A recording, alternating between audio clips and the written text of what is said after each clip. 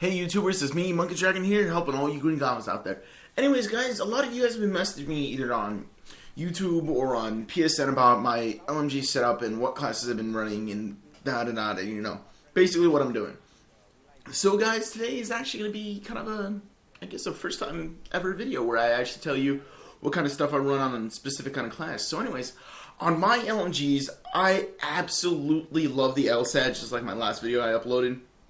I love the LSAT. I find it to be one of the best LMGs for the game mode that I've been running, which is Domination.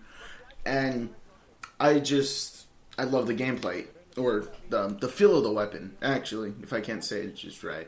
Anyways, in this first beginning, the reason why I wanted to show you this this video in particular is I do absolutely horrible in the beginning. I'm like, oh my god, man, I can't do anything. I just keep dying. What's going on? And I literally say to everyone as soon as I switch on LMG, oh, I wasn't running my LMG. That's the problem. And as soon as I do, I start getting all my stuff, my orbitals, my freaking I can't even remember the name. What's the name of that little robot? Anyways, you can see it on the kill streak. Anyways, so yeah, what do I run on my LMG? My LMG, stock is an absolute necessity. Stock helps you so much to get around the corners and to maneuver and to get yourself into better position because the LMGs move so slow. Without it, you would move, like, it would take you 30 seconds to move a foot. You know what I mean? It is incredibly slow. When you have stock, you whiz around corners and down sight. It's awesome. Stock is a freaking necessity. Grip, on the other hand, guys, honestly, for me, in the LMGs, it doesn't do that much of a change. A lot of people like to run grip, but it really doesn't do that much, honestly. I would rather take in a sight than grip, because for me, I'm not planning to, run into guys from like a foot away or anything like that. I'm planning to, keep them at a pretty big distance. So I would rather have a sight, like a scope. And I've actually recently switched my opinion back to dual band recently. I know I don't have it on this gameplay, but dual band, it seems like it has less recoil whenever you're aiming down the sight. So that's kind of a rule for thumb really quickly. If you guys don't know, or at least on the LMG, it seemed to have a lot less recoil than the variable zoom. So I've actually switched my opinion. And I always will switch my opinion because sometimes some things don't work and sometimes they do. So dual band for me is one of my more favorite scopes solely for this one reason. Let me explain it to you. It's like variable zoom and target finder had a baby, and the baby was super awesomeness. That's the best way I could describe it to you. Because target finder for me has a very I don't like the tunnel vision of it. Not the fact that, you're in a scope, Monkey Dragon, you're going to be in the scope anyways, you have tunnel vision. But just the way it zooms in like a block and you can't really see anything else. You know what I mean? I just don't like that block view. I like to be able to see some other stuff in a round shape. I don't know what it is, but I don't like the blockness of it. The variable zoom, I like it because it is like a sniper scope and you can zoom in and out for it, which is a very good thing. But I just like sniper scopes. I've always found them a lot more reliable than like a red dot sight or something. Obviously because you have a better zoom. But dual band is better than both of them because you get the best of both. You get the best of both worlds. Solely for this one reason. Let me explain why. Because if you've never used dual band, but you should have at least seen it in one of my gameplays because I run it. Anyways, is because it has a green overlay. Like the entire map is green, and the way they explain it is night vision scope with a thermal overlay. So pretty much it's like the entire map had a green screen, you know what I mean? Or not a green screen, but a green overlay. Everything is green with different green scale. It's like a black and white, but green and green.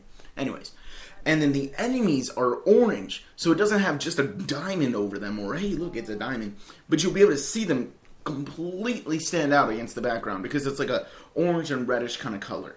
And they really stand out, and it was really good. And since it has the sniper scope, I find that I do a lot better with it, and that's why I really like the dual band.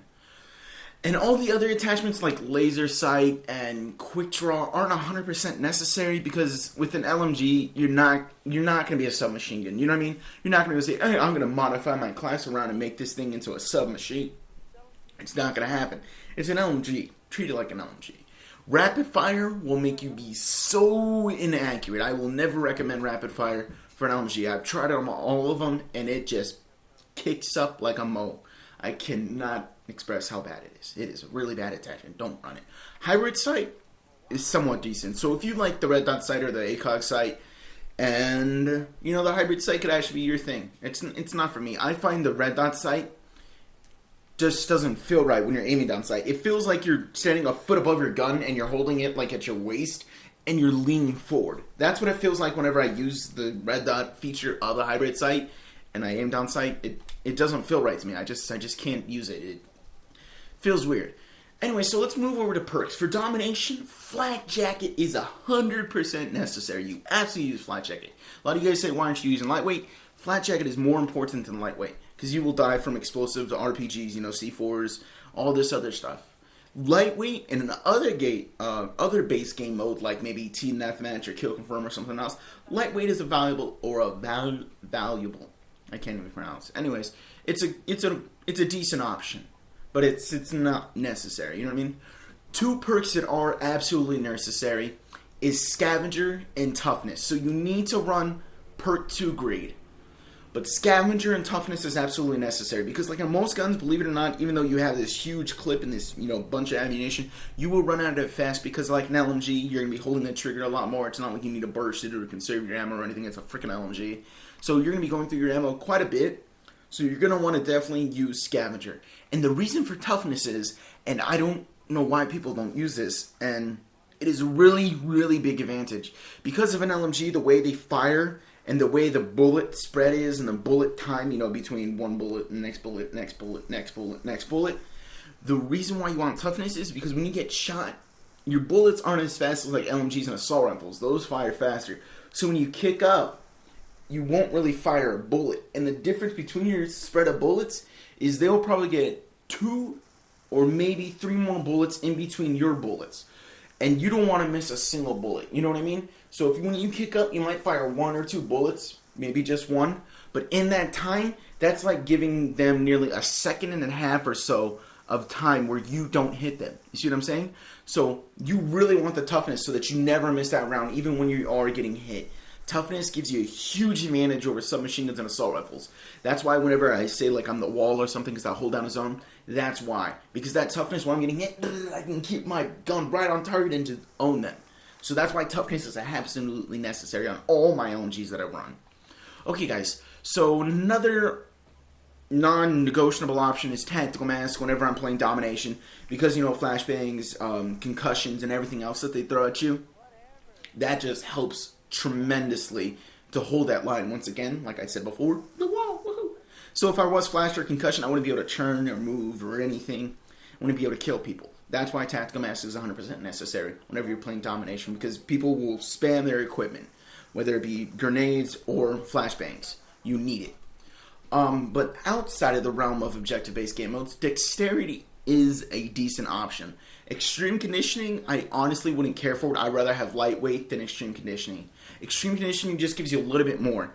So it's pretty much like a boost at the start, because if you really think about it, or a boost when you spawn. Because after that, after you run, and then you stop, and you hold it, you know, that's not going to change, you know what I mean? After you start just spamming to run, you get the same amount of time as if you didn't have it. So Extreme Conditioning just gives you a little bit of a boost whenever you first spawn, because you're not running for a while.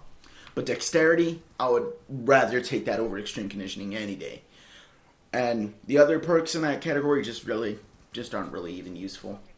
Anyways, guys, so with this LMG, it has a huge clip, and it takes a very long time to reload. So I've actually found that I've died on a few occasions.